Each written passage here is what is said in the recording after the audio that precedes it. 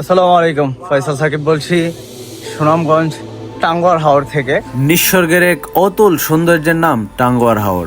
বাংলাদেশের সুনামগঞ্জ জেলার দক্ষিণ পূর্ব অংশে বিস্তৃত এই হাওর শুধু জল নয়, প্রকৃতি, জীবন আর ভালোবাসার এক অপূর্ব মেলবন্ধন। প্রায় 100 বর্গ কিলোমিটার এলাকা জুড়ে বিস্তৃত এই হাওর একসময় ছিল শুধু স্থানীয় জেলেদের মাছ ধরার জায়গা, কিন্তু আজ এটি একটি আন্তর্জাতিকভাবে স্বীকৃত রামসার ওয়েটল্যান্ড, অর্থাৎ একটি বিশ্বমানের জীববৈচিত্র্য এলাকা। বর্ষায় এখানে গড়ে ওঠে এক স্বপ্নীল জলের রাজ্য। এখানে আকাশ আর পানি মিশে যায় একই রেখায়। বর্ষাকালে পুরো অঞ্চলটাই পানিতে ডুবে যায়, আর তখনই সে তার আসল রূপ দেখায়। জলের উপর দিয়ে হেলে পড়া সূর্যরশ্মি আর অসংখ্য ছোট ছোট দ্বীপ যেন জলকিলিতে মেতে ওঠা এক স্বপ্নপুরী। আজকে আমি শেয়ার করব আমার চোখে দেখা টাঙ্গুয়ার হাওর, এবং এই হাওরের সাথেই রয়েছে নীলাদ্রি লেক, শিমুল বাগান, বারিক টিলা এবং জাদুকাটা নদী। আসুন আমরা শুরু থেকে শুনি। প্রথমেই আমি ঢাকার একটি টিমের সাথে যুক্ত হয়ে আমাদের ব্রাহ্মণবাড়িয়া বিশ্ব রুট থেকে বাসে করে সুনামগঞ্জ চলে আসি। সুনামগঞ্জ বাস স্ট্যান্ডে নামছি মাত্র, এখন হেঁটে যাচ্ছি বৈঠাখালী ঘাটে, সেখান থেকে আমরা নৌকাতে উঠবো।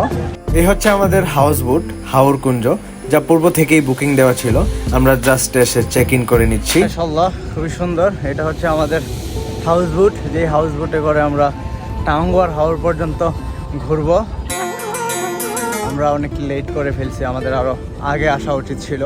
আমরা 7টায় এখানে পৌঁছা উচিত ছিল, কিন্তু জ্যামের কারণে আমাদের আসতে আসতে 11টা বেজে গেছে। এবং বেলা 11টায় আমরা সুনামগঞ্জ বৈঠাখালী ঘাট থেকে আমাদের হাউস বোট রওনা করে টাঙ্গুয়ার হাওরের উদ্দেশ্যে। আলহামদুলিল্লাহ, আমাদেরকে 12টার সময় সকালে নাস্তা দেওয়া হয়েছে।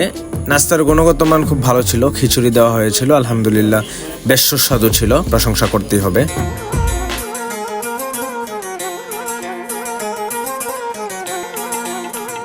এই যে আপনারা এই বাড়িগুলা দেখতে পাচ্ছেন, এগুলা যখন পানি আসে তখন তারা টোটালি জলাবদ্ধ হয়ে যায়। তাদের চলাচলের মাধ্যম এই যে বুট ছাড়া আর কোনো কিছুই থাকে না। এই যে দেখতে পাচ্ছেন, এই বর্ষার সিজনে এরকম হয়ে থাকে।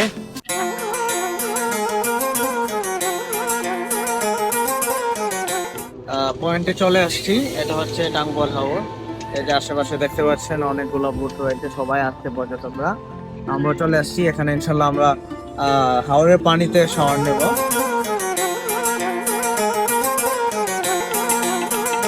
এবং শাওয়ার শেষে বিকাল 5টার দিকে আমাদেরকে দুপুরের লাঞ্চ দেওয়া হয়েছে।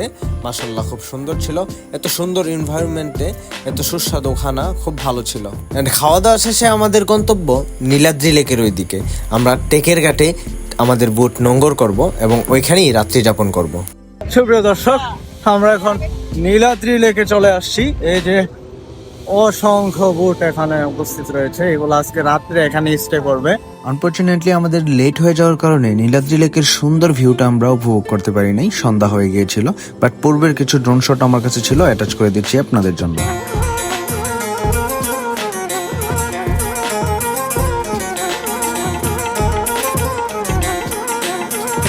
রাতের আকাশ, মাথার উপর চাঁদ, চারদিকে হাউস বোটের আলোকসজ্জাগুলো দেখতে খুবই চমৎকার লাগতেছিল এবং সময়টা ছিল খুবই মনমুগ্ধকর। এভাবেই চমৎকার সুন্দর এই রাত্রটি আমরা একটি ভাসমান হাউস বোটে কাটাই। আলহামদুলিল্লাহ, রাত পোহালো, ভোর হলো, সবাই ঘুমে বিভোর। ঠিক তখন আমি ভোর 5টায় বসে আছি এই প্রকৃতির মেঘাচ্ছন্ন আকাশ এবং সৌন্দর্য দেখার জন্য।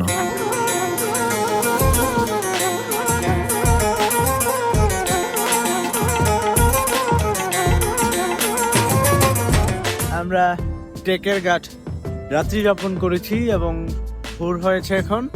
আমরা এখান থেকে টেকের ঘাট থেকে এখন মুভ করতেছি জয়নুল আবেদিন শিমুল বাগানের উদ্দেশ্যে।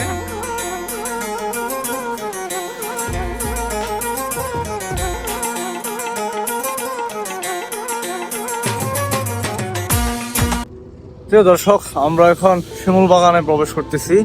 মাশাআল্লাহ, খুব সুন্দর প্রকৃতি, সকালবেলার সুন্দর ঠান্ডা শীতল বাতাসটাও খুব মর্মুগ্ধকর। Just wow.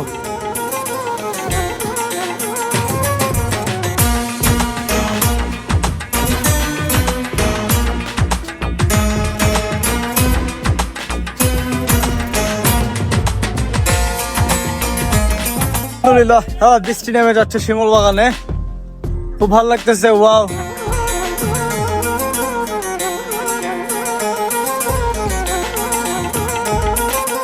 আলহামদুলিল্লাহ আমাদের শিমুল বাগান ঘোরার শেষে আমরা আবারও হাউসবোটে চলে এসেছি। এবার আমাদের গন্তব্য বারিক টিলা, যেখান থেকে সুন্দরভাবে জাদুকাটা নদীটি উপভোগ করা যায়।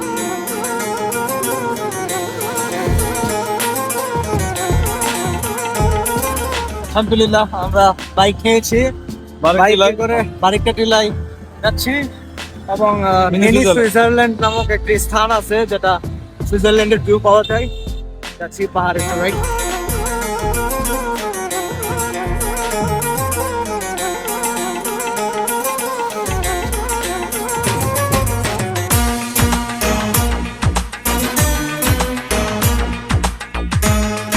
বারিক টিলার সৌন্দর্য উপভোগ করে পাহাড়ি রাস্তা ঘেঁষে একটু ভিতরে গেলেই আরও একটি সুন্দর জায়গা দেখা পাই আমরা, যেটাকে বলা হয় সুইজারল্যান্ড ভিউ।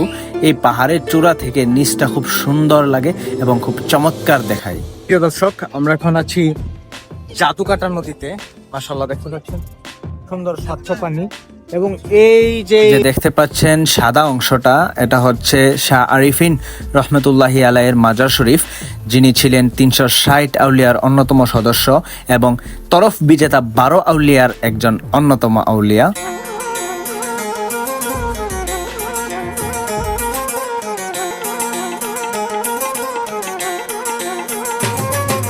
আমরা এখন জাদুকাটা নদীতে সুইমিং করছি। মাশাআল্লাহ। প্রিয় দর্শক, জাদুকাটা নদীতে সুইমিং করা পর্যন্তই ছিল আমাদের ভ্রমণের সমাপ্তি। This is my story through the eyes of A nature junky.